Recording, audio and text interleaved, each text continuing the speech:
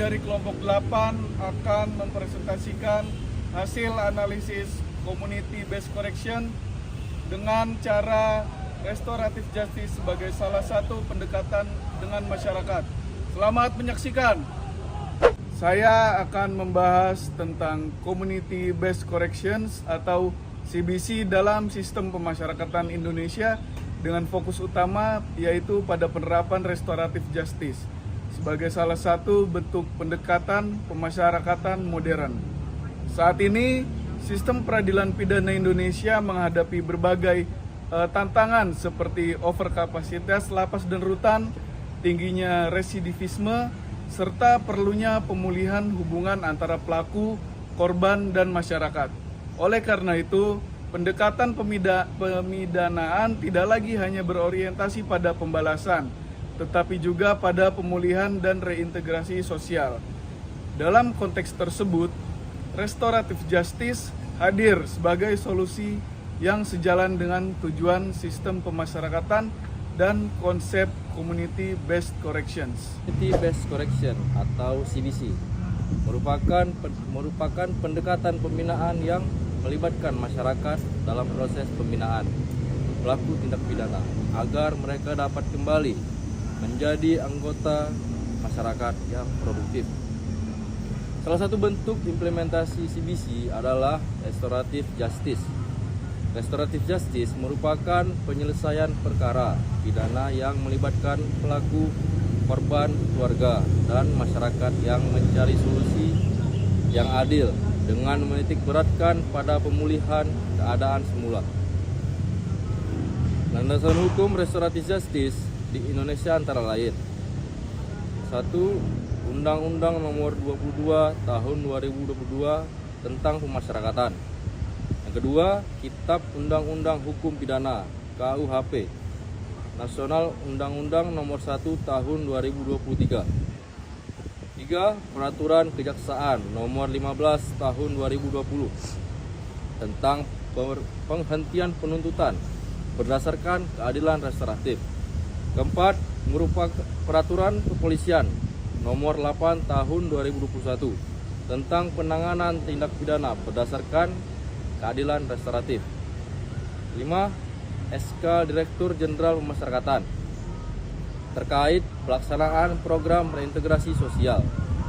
KUHP baru menegaskan bahwa tujuan pemidanaan tidak hanya memberikan penderitaan pada pelaku, tetapi juga menyelesaikan konflik, memulihkan keseimbangan, serta menciptakan kedamaian dalam masyarakat. Hal ini menunjukkan adanya perubahan paradigma dari pendekatan retributif menuju pendekatan restoratif. Sekian.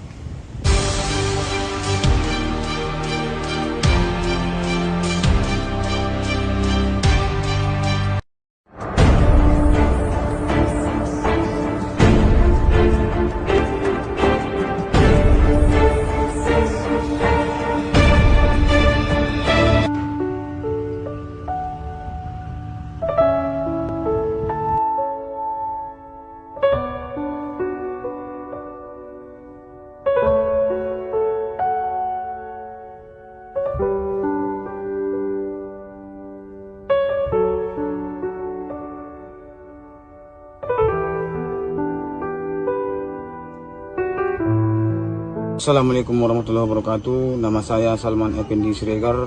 Saya ini sebagai tetangga Mulyadi Siregar. Selama ini bahwa Mulyadi Siregar sudah berkelakuan baik selama ini, nggak pernah jahat di sama orang entah gimana.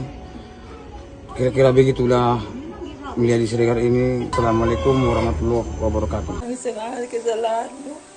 Maaf kunu maumara nawe misuni salakki umabe otugin jangyaru maolo.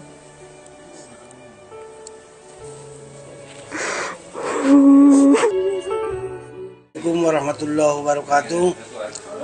Nama saya Marhan Nasution, tokoh masyarakat Kelurahan Utara Lingkungan 1. Hubung antara si Mulyadi dengan mamanya ada masalah, ini udah damai.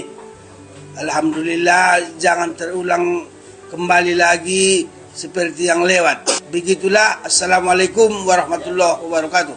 Pada infografis yang kami sajikan terdapat beberapa poin penting mengenai restoratif justice. Yang pertama, terdapat 3 aktor utama, yaitu pertama, pelaku tindak pidana, kedua, korban, ketiga, masyarakat. Ketiga pihak tersebut menjadi pusat dalam proses penyelesaian perkara. Kedua, tujuan utama restoratif justice adalah yang pertama, pemulihan kerugian korban, yang kedua, tanggung jawab pelaku, ketiga, perdamaian para pihak, yang keempat, pencegahan pengulangan tindak pidana, yang terakhir ada reintegrasi sosial. Ketiga, manfaat restoratif justice dalam sistem pemasyarakatan yaitu mengurangi over kapasitas lapas dan rutan.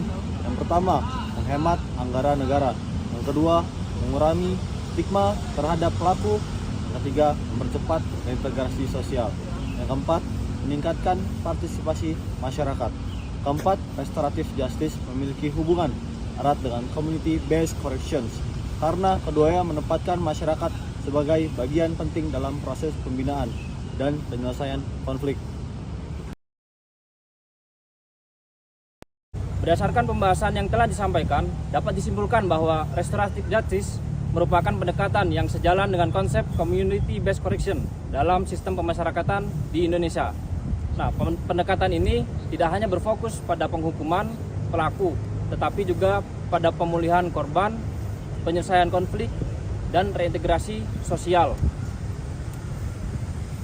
Dukungan regulasi melalui KUHP nasional, yaitu Undang-Undang Pemasyarakatan, kemudian peraturan kepolisian, serta peraturan kejaksaan menunjukkan komitmen negara dalam mengembangkan sistem peradilan pidana yang lebih humanis.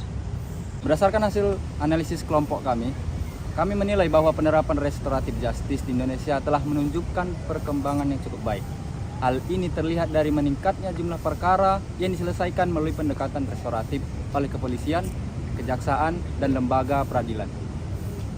Namun demikian, masih terdapat beberapa kendala dalam implementasinya. Pertama, belum adanya pemahaman yang merata di antara aparat penegak hukum mengenai prinsip-prinsip restoratif justice. Kedua, masih terdapat budaya hukum yang cenderung berorientasi pada penghukuman atau pemenjaraan. Kemudian yang ketiga, keterlibatan masyarakat dalam proses reintegrasi sosial narapidana masih relatif rendah. Kemudian yang keempat, belum optimalnya koordinasi antara lembaga penegak hukum dalam menerapkan pendekatan restoratif. Menurut kelompok kami, restoratif justice harus diperluas sebagai bagian dari reformasi pemidanaan yang diamanatkan oleh KUHP dan Undang-Undang Pemasyarakatan. Selain itu, diperlukan peningkatan kapasitas petugas pemasyarakatan, pembimbing kemasyarakatan, jaksa, hakim, dan kepolisian agar memiliki pemahaman yang sama mengenai tujuan keadilan restoratif.